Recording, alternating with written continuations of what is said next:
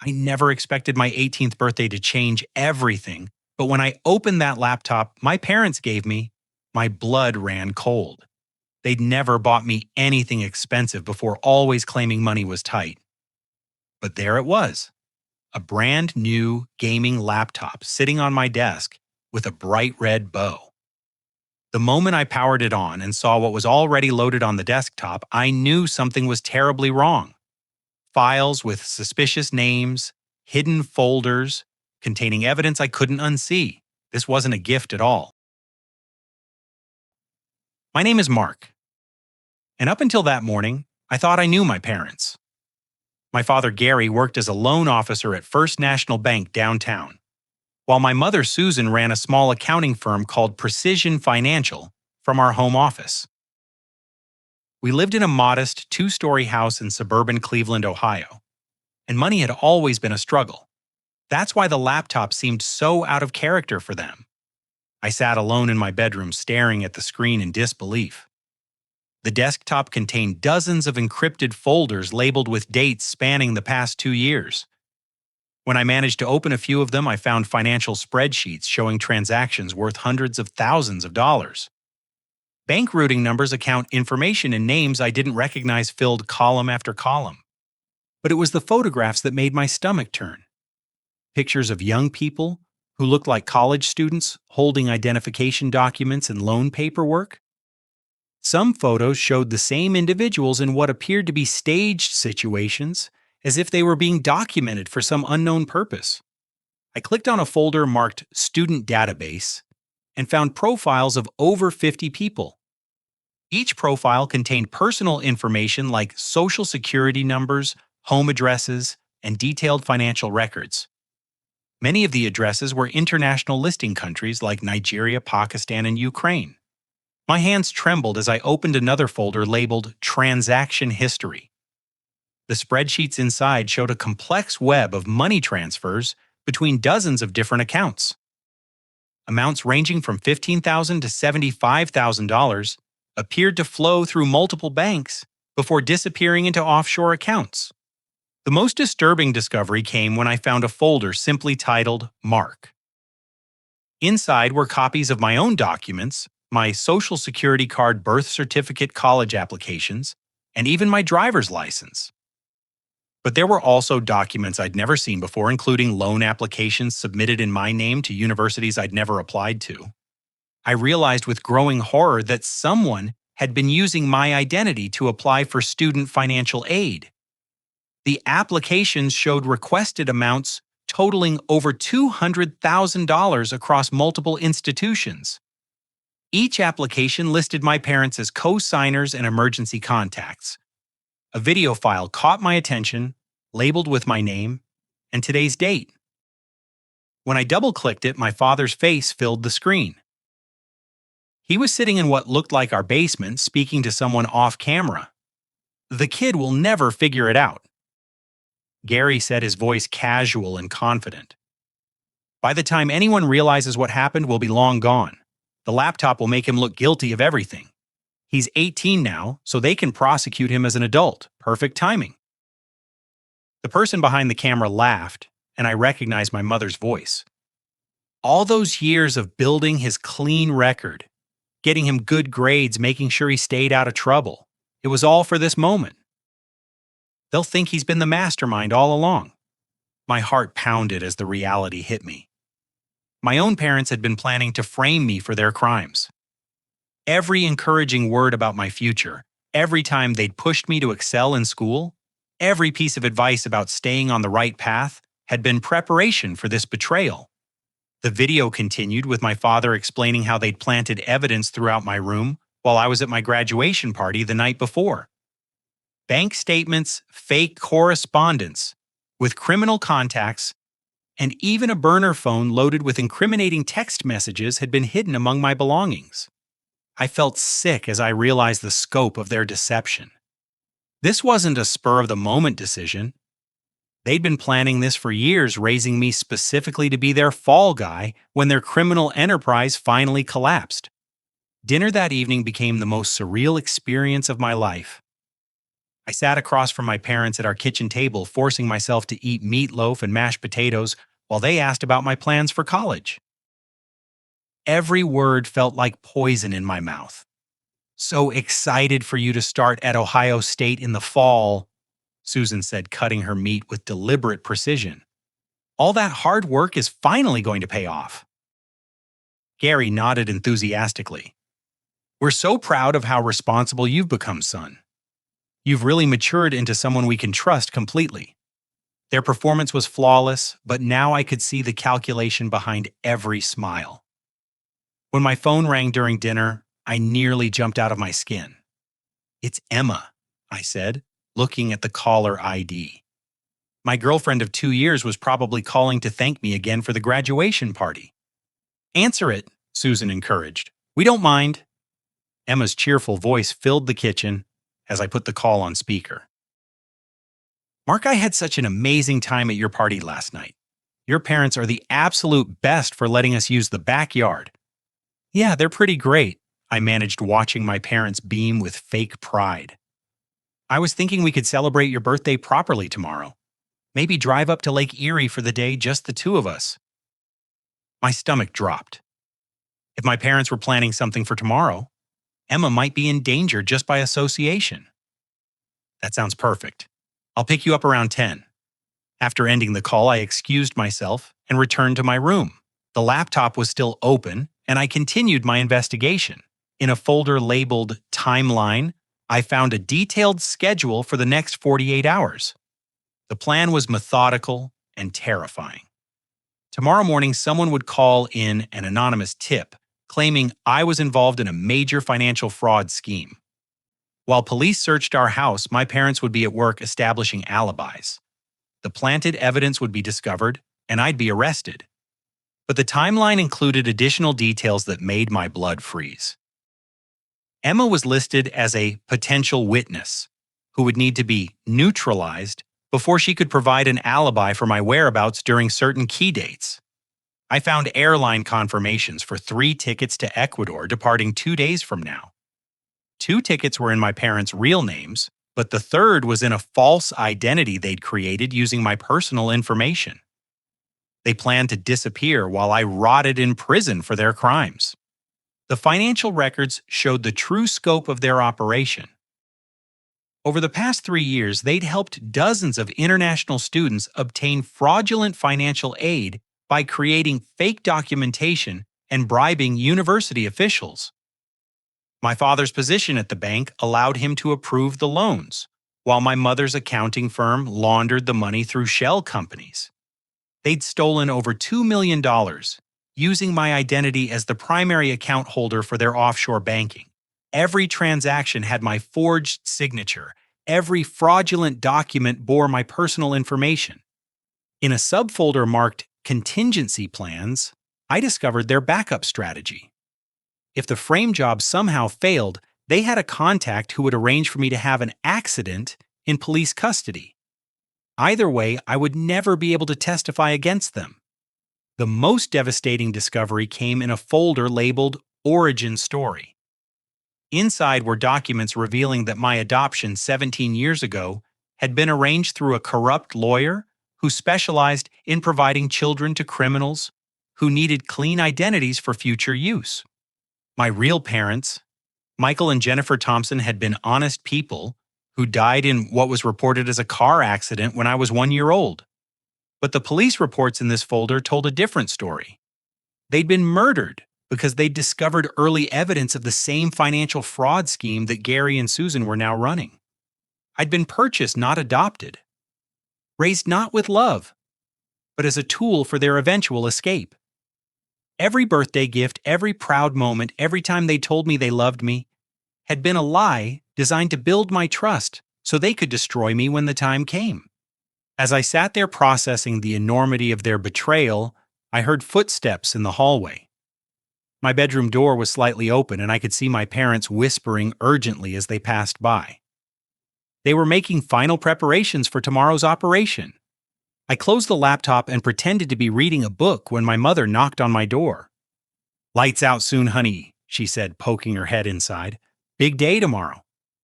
"Just finishing this chapter," I replied, amazed at how normal my voice sounded. "Sweet dreams," she said, and for a split second, I almost believed there was genuine affection in her voice. But now I knew better. She was saying goodbye to the tool that had served its purpose. I lay in bed fully clothed, listening to my parents move around the house. Through my slightly opened bedroom door, I watched them carry suitcases downstairs and load boxes into their car. They thought I was asleep, but I witnessed every detail of their preparation. Around 11:30, I heard my father on the phone in the kitchen. His voice carried up the stairs as he spoke in hushed but urgent tones. "Everything's in place for tomorrow morning," he said. "The anonymous tip will be called in at exactly 9:15. That gives us enough time to get to work and establish our alibis before the police arrive." There was a pause as he listened to the person on the other end. "No, the girlfriend won't be a problem much longer," Gary continued. "Susan has that handled. Emma Peterson lives on Maple Street with her grandmother. The old lady's deaf, so she won't hear anything. Make it look like a break-in gone wrong." My heart stopped. They were planning to kill Emma to eliminate her as a potential witness. I had to warn her, but I couldn't risk leaving the house while my parents were still awake. Around midnight, I heard them talking in their bedroom across the hall. The conversation was muffled, but I caught fragments about bank account numbers and flight confirmations. Finally, their voices stopped and the house fell silent. I waited another hour to make sure they were asleep before carefully opening my bedroom door. The hallway was dark, and I could hear my father's distinctive snoring from their room. I crept down the stairs, avoiding the creaky third step, and made my way to the kitchen. That's when I remembered something that gave me hope. Our neighbor, Detective Patricia Hayes, lived 3 houses down. I'd seen my father acting nervous around her at neighborhood barbecues, always finding excuses to leave when she approached. Now I understood why he'd been afraid of her. I was about to sneak out the back door when I heard footsteps on the stairs. My parents were coming down and they were carrying something heavy between them. I hid behind the kitchen island and watched in horror as they dragged a large duffel bag through the living room. "This should be enough sedative to keep him unconscious for the entire flight," my mother whispered. "The contact in Ecuador will handle him from there," Gary replied. "By the time he wakes up, we'll have transferred all the money to our final accounts. He'll be stranded in a foreign country with no identification and no way to prove his innocence." They headed toward the stairs, and I realized with terror that they were coming to my room. They planned to drug me tonight, not wait until tomorrow. I had to get out immediately. I slipped through the back door and ran across our yard to the fence. As I climbed over into the neighbor's property, I heard my bedroom door open. Within seconds, angry voices erupted from the house. "He's gone, the little brat figured it out. Find him, he can't have gotten far." I sprinted through backyards, using the cover of darkness to reach Detective Hayes' house. My heart pounded as I knocked on her front door, praying she was home and would believe my incredible story. The porch light came on and Detective Hayes appeared at the door in her bathrobe, her service weapon drawn but pointed down. "Mark, what's wrong? It's after midnight." "Detective Hayes, I need your help. My parents are trying to frame me for financial fraud, and they're planning to kill my girlfriend. I have evidence on this laptop." Her expression changed from confusion to alert concern as I quickly explained what I'd discovered. Detective Hayes listened intently, asking pointed questions that demonstrated her familiarity with financial crimes. "Mark, I've been investigating irregularities at your father's bank for the past 6 months, she said grimly. "But I never suspected they were using their own son as a patsy. Come inside and let's examine this evidence." As we entered her living room, Detective Hayes revealed something that sent chills down my spine. "Your father has been under surveillance for weeks. We know about the fraudulent loan scheme, but we haven't been able to prove his involvement or identify his accomplices. This laptop could be the break we've been waiting for." She paused, studying my face carefully. "But Mark, there's something else you need to know. The reason I've been watching your family so closely is because your biological parents' case was never properly investigated. Michael and Jennifer Thompson didn't die in an accident. They were murdered." The room spun around me as the final pieces of the puzzle fell into place. My real parents had been killed to silence them, and I'd been adopted by their murderers as part of an elaborate long-term plan. "We're going to stop them," Detective Hayes said firmly. "But first we need to make sure Emma is safe. Then we're calling the FBI." Detective Hayes and I raced through the empty streets toward Emma's house on Maple Street. The clock on her dashboard read 12:47 in the morning, and I prayed we weren't too late. "Stay in the car until I give you the all clear," Detective Hayes instructed as we pulled up to Emma's grandmother's small ranch house. "If your parents have already sent someone, this could turn dangerous quickly." The house was dark except for a single porch light, and Emma's grandmother's ancient sedan sat in the driveway next to Emma's red Honda Civic.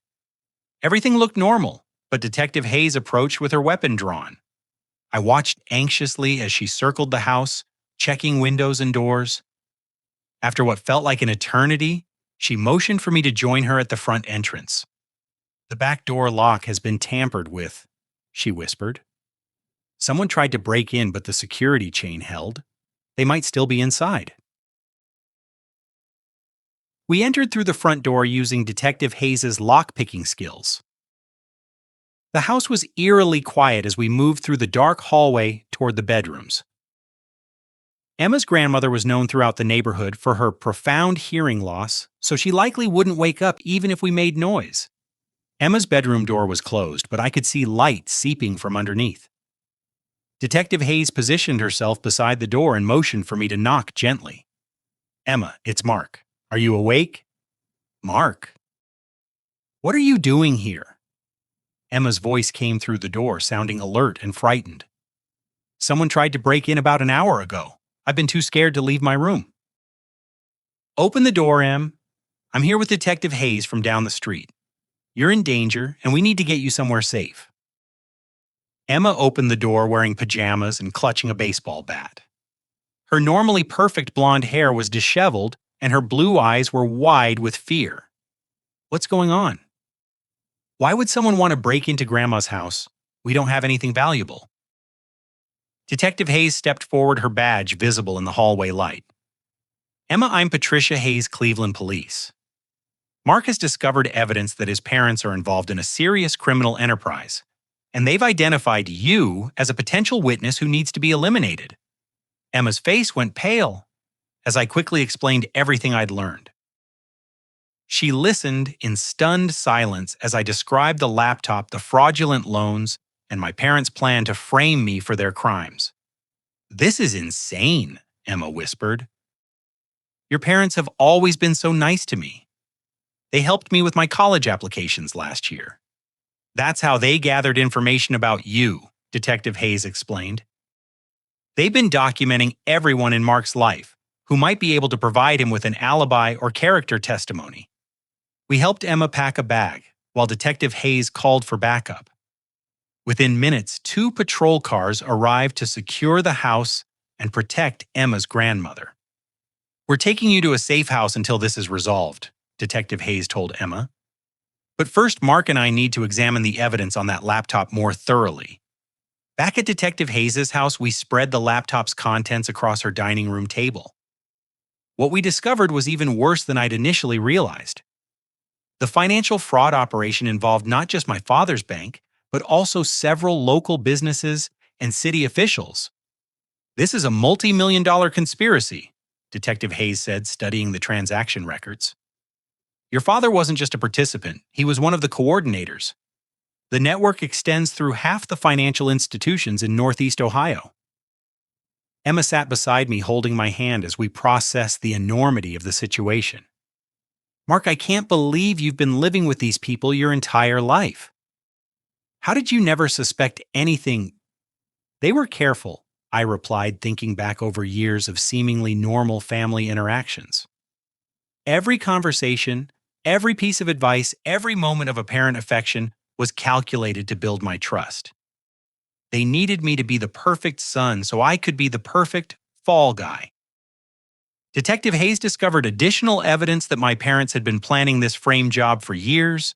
They deliberately encouraged my academic success and community involvement to establish my reputation as a responsible young adult. The better my record, the more shocking my supposed fall from grace would appear. There's something else, Detective Hayes said grimly, pointing to a file labeled Insurance Policies. They've taken out several life insurance policies on you over the past 2 years. If their frame job had failed, they had financial incentive to arrange for your death. The scope of their betrayal continued to expand as we dug deeper into the files. They'd been monitoring my phone calls, reading my text messages, and tracking my whereabouts through a GPS device hidden in my car. Every aspect of my life had been under surveillance as they planned my destruction. We need federal help, Detective Hayes decided. This case involves interstate banking fraud, identity theft, and conspiracy to commit murder. I'm calling the FBI field office in Cleveland. As dawn approached, FBI agents began arriving at Detective Hayes' house. The lead agent, Special Agent Rodriguez, reviewed our evidence with growing amazement. This is one of the most comprehensive financial fraud schemes I've ever seen, he said. But the family dynamics make it unique. Using an adopted child as a long-term patsy shows a level of premeditation that's truly disturbing.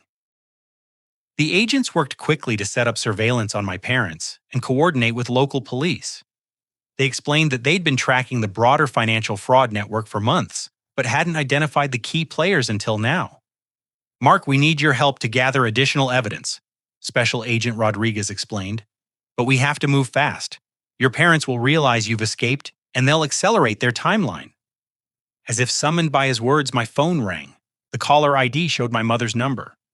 Let it go to voicemail, Detective Hayes advised. When the voicemail notification appeared, I played the message on speaker. My mother's voice filled the room, sweet and concerned. Mark, honey, we woke up and you weren't in your room. We're worried sick about you. Please call us back immediately. We love you so much. The performance was flawless, but now I could hear the calculation behind every word. She was establishing a record of concerned parents searching for their missing son, building their alibi for when everything went wrong. They're going to move up their timeline, Special Agent Rodriguez predicted. We need to be ready for anything. By 8 in the morning, the FBI had established a command center in Detective Hayes' living room. Agents monitored communications while planning a complex operation to catch my parents in the act of executing their escape plan. Your parents just called in sick to work, Agent Martinez reported from her laptop. That suggests they're moving to Phase 2 ahead of schedule. Emma sat beside me on the couch, still processing everything that had happened. I keep thinking about all the times your mom helped me with homework, or when your dad gave me advice about college applications. Were they gathering intelligence the entire time? Everything was calculated, I realized with growing clarity. They needed to know about everyone in my life who might support me if I was accused of crimes. You, my teachers, my friends, even my boss at the grocery store. They documented everyone. Special Agent Rodriguez spread surveillance photos across the coffee table. We've been watching your house since 5 this morning. Your parents loaded 3 suitcases into their car and drove to a storage unit across town. They're definitely implementing their escape plan. The timeline we reconstructed was chilling. My parents had intended to drug me last night and put me on a flight to Ecuador this morning while they established alibis at work. When they discovered I was gone, they'd moved to their backup plan. They're going to claim you kidnapped them, Detective Hayes explained. The story will be that you forced them to help you access bank accounts and launder money. They'll say they only went along with it because you threatened to kill them. Agent Martinez looked up from her computer. We just intercepted a call between your father and someone at the airport. They're trying to move their flight up to this afternoon instead of tomorrow. The pressure was mounting, but I felt a strange sense of calm. For the first time in my life, I understood exactly what was happening around me. No more lies, no more manipulation, no more wondering why my parents sometimes looked at me with cold calculation instead of love. Mark, we need you to make contact with them, Special Agent Rodriguez said. Call your parents and tell them you want to meet. Act confused and scared like you don't understand what's happening. Can you do that? I took a deep breath thinking about 18 years of believing their lies. I can do better than that. I can give you the performance of a lifetime. With FBI agents listening on the line, I called my father's cell phone. He answered on the first ring. "Mark, thank God, where are you, son? We've been searching everywhere." "Dad, I'm so confused," I said, letting my voice shake with apparent fear. "I woke up this morning and found some really weird stuff on that laptop you gave me. There are files with my name on them and bank information I don't understand. I think someone might be trying to frame me for something." There was a pause before Gary responded, and I could practically hear his mind racing. "Son, listen to me very carefully. Someone has hacked into our family's financial information and is trying to make it look like we're criminals. You need to come home immediately so we can figure this out together." "But Dad, the files show transactions going back years. And there are photos of people I don't recognize. How could hackers create all of this? Mark, you're 18 years old and don't understand how sophisticated these criminals can be." My mother's voice joined the call. "They can fabricate any evidence they want. The important thing is that we stick together as a family and prove our innocence." The FBI agents were taking notes and nodding approvingly at my performance. "Where are you?" Gary asked. "We'll come pick you up right now." "I'm at the public library downtown," I lied. "I've been here all night trying to research what these files mean." "Stay right there," Susan said firmly. "Don't talk to anyone else about this, and especially don't call the police. If they see you with that laptop, they might arrest you before we can explain what really happened." After ending the call, Special Agent Rodriguez smiled grimly. "Perfect. They just admitted they know about the laptop contents and tried to dissuade you from contacting law enforcement. That's consciousness of guilt." The plan was for me to meet my parents at the library while FBI agents maintained surveillance. They'd follow us back to our house, where additional evidence would be gathered during what my parents believed was their final cleanup operation. "Remember, your safety is our top priority," Detective Hayes emphasized. "If anything feels wrong, use the code word graduation, and we'll move in immediately." As we prepared to leave for the library, Agent Martinez received an urgent call. Her face grew grave as she listened to the caller. "There's been a development," she announced after hanging up. "A body was found this morning in a storage unit across town. The preliminary identification suggests it's the corrupt lawyer who arranged Mark's adoption 17 years ago." The room fell silent as the implications sank in. "Your parents are eliminating witnesses," Special Agent Rodriguez said grimly. "They're not just planning to escape, they're trying to erase anyone who can connect them to the original crimes." Emma gripped my hand tighter. "Mark, this is too dangerous. What if they try to kill you during this meeting?" "They need me alive for their escape plan to work," I replied, though I wasn't entirely convinced. "If I die now, they lose their cover story about being kidnapped victims." But the discovery of the lawyer's body changed the dynamics of our operation. My parents were clearly more dangerous than anyone had realized, and they were accelerating their cleanup timeline faster than the FBI had anticipated. "We're going to surround the library with agents," Special Agent Rodriguez decided. "But Mark, if your parents suggest going anywhere other than your house, decline immediately. We can't risk them taking you to a secondary location." As we drove toward downtown Cleveland, I reflected on the surreal nature of the situation. This morning, I was preparing to meet the people who'd raised me, knowing they intended to destroy me. But for the first time in my life, I felt like I was in control of the narrative. "Just remember," Detective Hayes said from the driver's seat, "they've underestimated you from the beginning. They think you're a naive kid they can manipulate. Use that assumption against them." The Cleveland Public Library came into view, and I saw my parents' car already parked outside. Gary and Susan stood near the entrance, scanning the street anxiously. From a distance, they looked like concerned parents searching for their missing son. But I knew better. They were predators preparing to capture their prey. I walked toward the library entrance with my heart pounding, knowing that FBI agents were positioned throughout the area. My parents rushed toward me with expressions of relief that would have fooled anyone who didn't know the truth. Mark, thank God you're safe. Susan embraced me with what felt like genuine emotion, but I could feel the tension in her body. Gary patted my shoulder with false paternal affection. Son, we've been worried sick about you. When we realized someone had planted that evidence on your laptop, we knew you might panic and do something dangerous.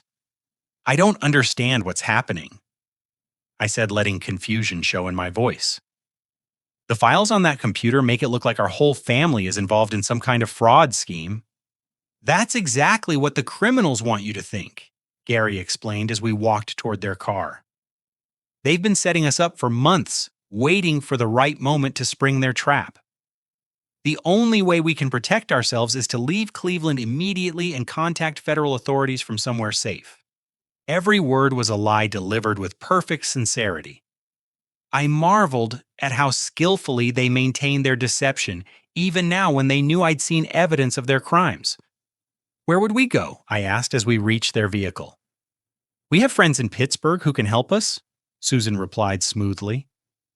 They work in banking security and know how to handle these kinds of attacks on innocent families. I hesitated, remembering the FBI's warning about secondary locations. Shouldn't we just call the police here in Cleveland? They could investigate the laptop and prove we're innocent? Gary's expression darkened slightly before he regained control.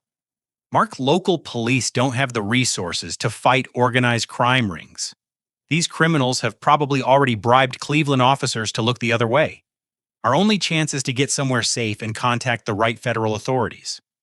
As I pretended to consider their proposal, I noticed Agent Martinez walking her dog across the street. Her presence was reassuring, but I knew I had to be careful not to reveal the surveillance operation. Dad, I'm scared, I said honestly. What if these criminals try to hurt us? What if they're watching us right now? That's why we need to leave immediately, Gary urged. Every minute we stay in Cleveland increases the danger. These people have already demonstrated they can manipulate bank records and plant evidence. Who knows what else they're capable of? Susan opened the car's back door and gestured for me to get in. Mark, honey, I know this is frightening, but your father and I will protect you. We've always put your safety first, and we're not going to stop now. The irony of her words was staggering. They'd spent years planning to destroy my life. But they were still performing the role of loving parents, even as they prepared to complete my destruction. I made a split-second decision. Actually, I think I should call Detective Hayes from our neighborhood. She's always been nice to our family, and she might know who we can trust at the police department. Both my parents froze, and for an instant, I saw genuine fear in their eyes. Mark, we don't have time for that, Gary said urgently. Every second we waste here puts our entire family at risk. We need to leave Cleveland right now. But Detective Hayes lives 3 houses down from us, I insisted. She knows our family personally. If we're really innocent, she'll believe us and help us contact the right authorities.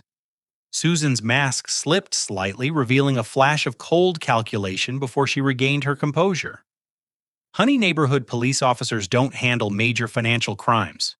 This is way beyond Detective Hayes' expertise. I could see Agent Martinez positioning herself to intervene if necessary, but I decided to push the confrontation further. What if I just call her and ask for advice? She could at least tell us which federal agencies to contact. Absolutely not, Gary snapped, abandoning his patient father act. Mark, get in the car right now. We're leaving whether you like it or not. His harsh tone was the first crack in their performance, and I seized the opportunity. Dad, why are you so afraid of Detective Hayes? If we're really innocent, what difference does it make who I talk to? The question hung in the air like an accusation. Gary realized his mistake and tried to backtrack, but the damage was done. I'm not afraid of anyone, he said defensively.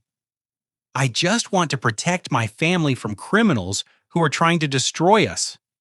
But I could see the truth in his eyes.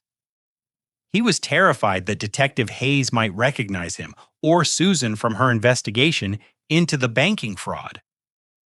They knew their time was running out. Susan tried a different approach. Mark, sweetie, you're not thinking clearly because you're scared and confused. Trust your parents to handle this situation. We've been protecting you your whole life. Have you? I asked quietly. Because some of those files on the laptop go back years. If criminals have been setting us up for that long, why didn't you notice anything suspicious before now? The question was a trap, and they both recognized it.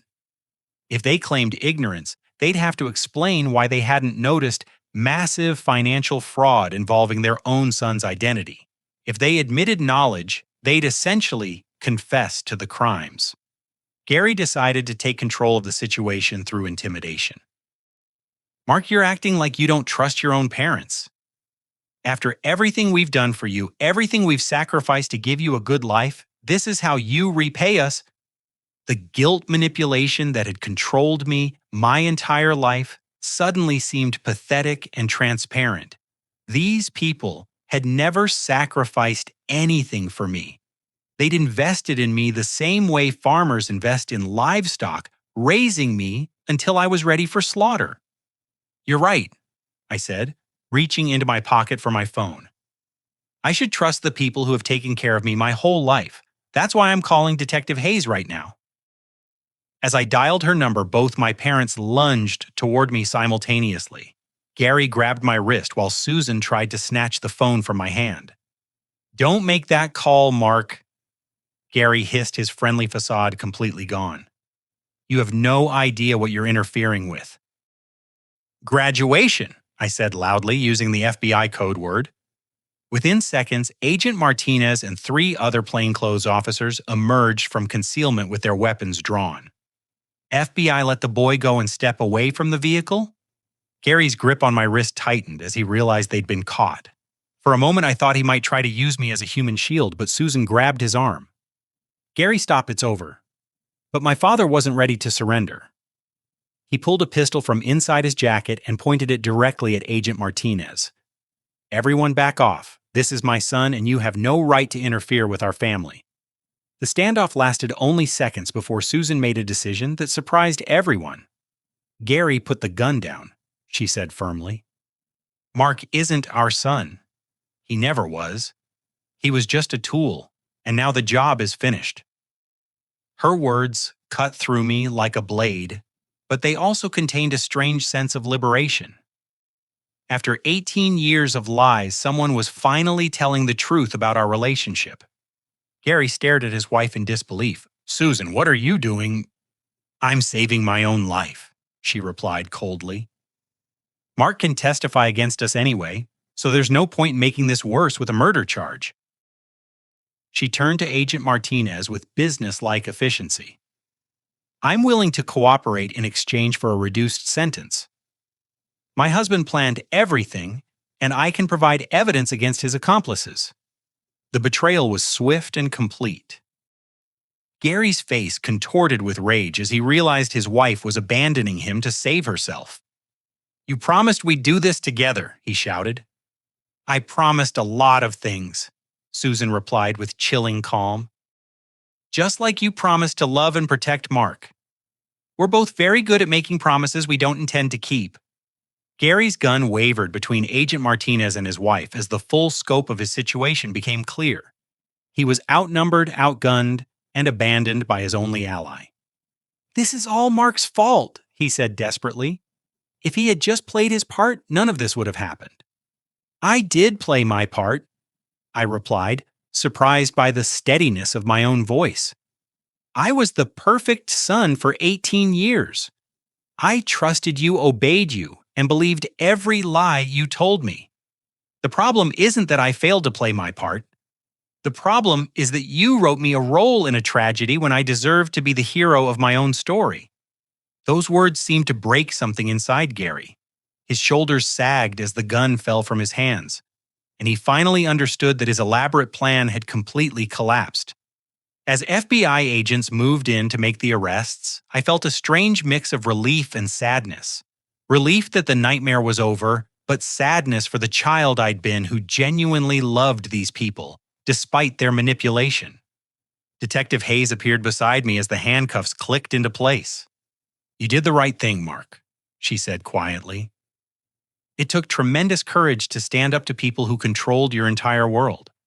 I watched as my parents were loaded into separate FBI vehicles, both of them staring straight ahead without acknowledging my presence.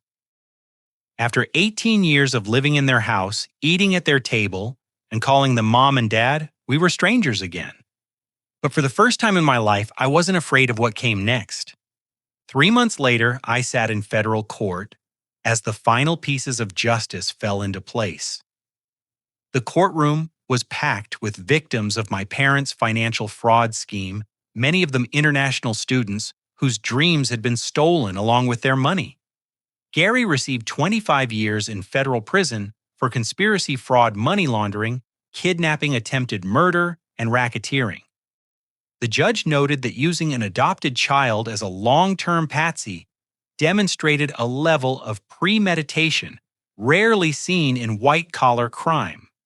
Susan's cooperation with federal investigators earned her a reduced sentence of 15 years with the possibility of parole after 8. She testified against 12 accomplices, including bank officers, university administrators, and the corrupt immigration lawyers who helped create false identities for international students. The proceedings revealed the full scope of the criminal network. Over $4 million had been stolen from student financial aid programs across 6 states. The money was recovered from offshore accounts and returned to the victims, many of whom had been forced to abandon their education when their legitimate aid was diverted to the criminals. During my victim impact statement, I spoke directly to my adoptive parents for the first time since their arrest. "For 18 years, you convinced me that family meant unconditional love and support," I said, looking at them across the courtroom. "I believed that the people who raised me would always protect me, no matter what happened. You taught me to trust you with my life, and then you tried to destroy that life for your own benefit." Gary stared at his hands throughout my statement, but Susan met my eyes with an expression I couldn't quite read. Regret, perhaps, or maybe just calculation about how my words might affect her sentencing. "The hardest part wasn't discovering that you were criminals," I continued. "The hardest part was realizing that every birthday celebration, every proud moment, every time you said you loved me, was part of an elaborate lie designed to manipulate me into trusting you completely." I paused, gathering my thoughts for the conclusion that had taken me months to reach. "But I want you to know that your betrayal didn't destroy me. It revealed something about myself that I might never have discovered otherwise. When everything I believed about my family turned out to be false, I found the strength to seek truth and fight for justice. You tried to make me a victim, but instead you created someone who refuses to be victimized by anyone." After the sentencing, Detective Hayes and I walked out of the courthouse together. She'd become something like a mentor during the investigation, helping me navigate the complex emotions of betraying the people who'd raised me. "How are you feeling about starting college next month?" she asked as we reached her car. "Excited," I replied honestly. Case Western has been incredibly supportive throughout this whole process. The scholarship from the Victims' Compensation Fund means I can focus on my studies instead of worrying about finances. I decided to major in criminal justice with a concentration in financial crimes. My experience had shown me how devastating white-collar criminals could be, especially when they targeted vulnerable populations like international students trying to build better lives. "Any regrets about your choice of major?" Detective Hayes asked with a smile. "None whatsoever. I want to protect other people from the kind of predators who raised me. If I can prevent even one family from going through what those student victims experienced, then something good will have come from this nightmare." As we drove through Cleveland toward my temporary foster placement, I reflected on how much had changed since that terrifying night when I first opened the laptop. Emma had been incredibly supportive throughout the legal proceedings, and our relationship had grown stronger through shared adversity. She was starting at Ohio State University in the fall, majoring in social work, with a focus on helping young people who'd been exploited by adults they trusted.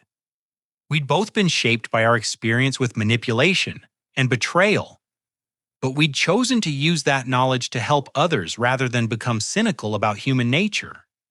"There's something I want to show you," Detective Hayes said, as we pulled up to her house. She handed me a folder containing documents I'd never seen before. Inside were photographs and personal records belonging to Michael and Jennifer Thompson, my biological parents. They looked young and happy in the pictures standing in front of the small house where I'd lived for the first year of my life. The FBI investigation uncovered evidence that your birth parents were working with a whistleblower organization to expose the early stages of the same financial fraud scheme that Gary and Susan eventually expanded, Detective Hayes explained. They weren't random victims. They were killed because they were actively trying to stop the criminals who eventually adopted you. The revelation added another layer to my complicated family history, but somehow it felt healing rather than painful. My real parents had died fighting for justice, and I was following in their footsteps. "I've decided to keep their last name," I told Detective Hayes. "Mark Thompson sounds right to me. It connects me to people who died trying to do the right thing." That evening, Emma and I sat on her grandmother's front porch, watching the sunset over suburban Cleveland. The ordeal had aged us both in some ways, forcing us to confront the reality that adults don't always protect the young people in their care. But it had also given us a sense of purpose that most 18-year-olds never discover. "Do you ever wonder what your life would have been like if Gary and Susan had been normal parents?" Emma asked. "Sometimes," I admitted. But then I realized that normal parents would have raised a normal kid who never learned how strong he could be when everything fell apart. I wouldn't trade the person I've become for a more comfortable childhood. Emma smiled and took my hand. "I love that about you. Most people who went through what you experienced would be bitter and angry. Instead, you've chosen to use your pain to help other people." As darkness fell over the neighborhood, I thought about the criminal justice classes I'd be taking in a few weeks the internship Detective Hayes had arranged for me with the FBI's Financial Crimes Unit and the scholarship application I'd submitted to attend law school after graduation. My adoptive parents had tried to write my life story as a tragedy with me as the fall guy who would be destroyed by their criminal empire. But I'd taken control of the narrative and turned it into a story of resilience and justice. The most important lesson I'd learned was that family isn't about blood or who raises you. It's about who stands by you when your world collapses. Detective Hayes' Emma, and even some of the FBI agents had shown me more genuine care in 3 months than Gary and Susan had provided in 18 years. Real courage isn't the absence of fear. It's doing what's right, even when you're terrified of the consequences. When I discovered that laptop full of evidence, I could have run away or pretended not to understand what I was seeing. Instead, I chose to face the truth and fight for justice, even though it meant destroying the only family I'd ever known. That choice transformed me from a naive teenager into someone who refuses to be victimized by anyone. It taught me that my worth isn't determined by how other people treat me, but by how I choose to respond when they reveal their true character. As Emma and I prepared to start our college careers and build adult lives based on honesty rather than manipulation, I felt grateful for the painful experience that had shown me who I really was beneath all the lies. 6 months later, I received a letter from Susan in federal prison. She claimed to have found religion and wanted to apologize for the pain she'd caused me. But her words felt calculated and self-serving, designed to make her feel better about her choices rather than provide genuine closure for me. I didn't respond to the letter, but I didn't throw it away either. It served as a reminder that some people never truly change, they just find new ways to manipulate others into giving them what they want. Gary never attempted to contact me, which was probably the most honest thing he'd done in years. He knew that his actions were unforgivable, and he didn't insult my intelligence by pretending otherwise. The experience taught me that forgiveness isn't always necessary for healing. Sometimes the healthiest choice is to accept what happened, learn from it, and build a better life without the people who tried to destroy you. As I walked across the Case Western campus on my first day of college, I carried with me the knowledge that I'd already survived the worst thing that would probably ever happen to me. If I could stand up to people who'd controlled my entire world, I could handle whatever challenges lay ahead. That confidence has served me well in every aspect of my life since then. When professors challenge my ideas, when classmates question my background, when future employers ask about my unconventional path to higher education, I'm able to respond with honesty and strength because I know exactly who I am and what I'm capable of achieving.